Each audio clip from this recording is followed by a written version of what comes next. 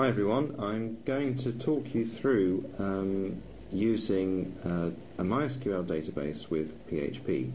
So the first thing I'm going to do is to go into MySQL and I'm going to create a new database because this is the database that I want to use to talk to a PHP file. So my database is called PHP test, and now what I want to do is to create a user and password that has access to this database. The command for doing this in PHP is called grant. I must confess I can't remember precisely the syntax for this, but it's basically something like grant and then a list of privileges on PHP test, and then with a star after PHP test to indicate that it's all the tables in PHP test, and then I say to and then a user at localhost, which is the place where my database is, identified by, and then the password that I want that user to use. So basically I'm creating a user to use a particular password. Now I've got a strong suspicion that I've done something wrong here. Yes, I have. So I've just got to quickly look up. Actually, I think my grant statement should be grant all privileges. That's what I'm looking for. So my star should actually say all privileges. I've had a look on the web just quickly there to find that, looking for the MySQL grant statement. So I want grant all privileges. Whoops, I'm just going to edit the previous line. I think that the thing about this really is, it's a whole process of making mistakes and correcting those mistakes by, there we go, that's worked. Okay, so now what I can do now is enter that database using the user and password that I've just created. So I type there mysql -u php user -p and then typed in the password that I created, and I can go in. So I'm now going into the database and creating a table and doing all the things. So I created a table called Fred with one field called name.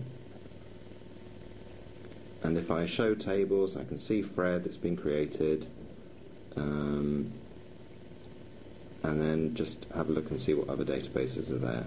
And so that's basically it. I'm just messing around in MySQL there. So now I'm going to play around with PHP.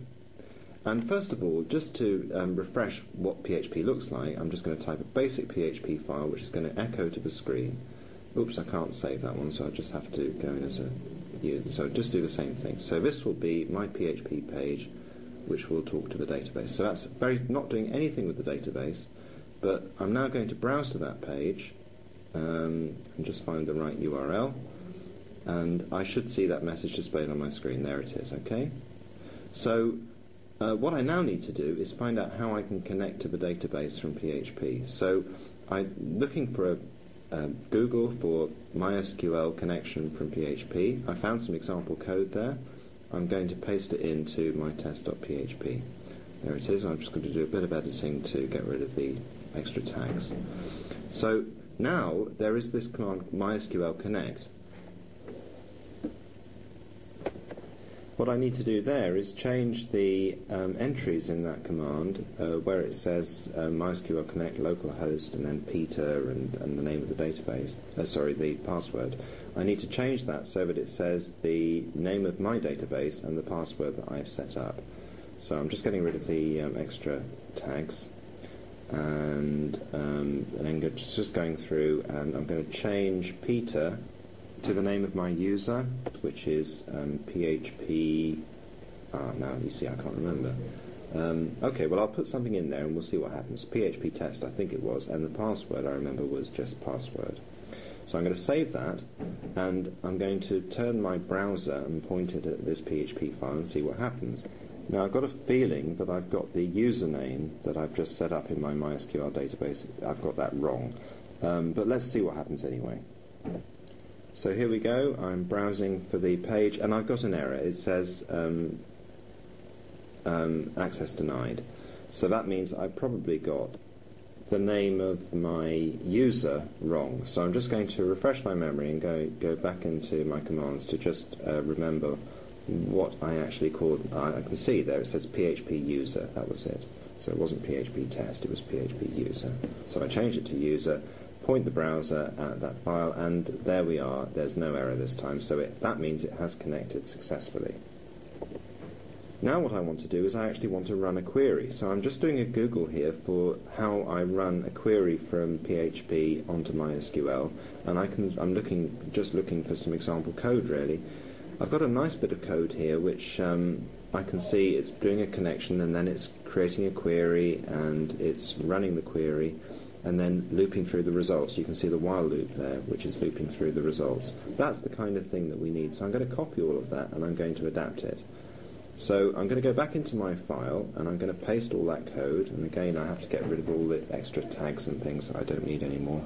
And all this nonsense about first name and second name, we don't want to do that. The query I want to run is very simple. It's just select star from Fred, because Fred is the name of the table that I've got in my database.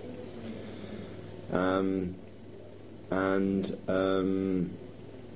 I don't need to. All I need to do is echo the name.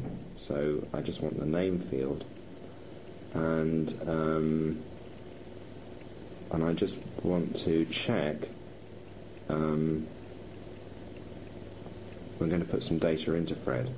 So I just want to, describe table. Insert into Fred values name 1, name 2, name 3, name 4.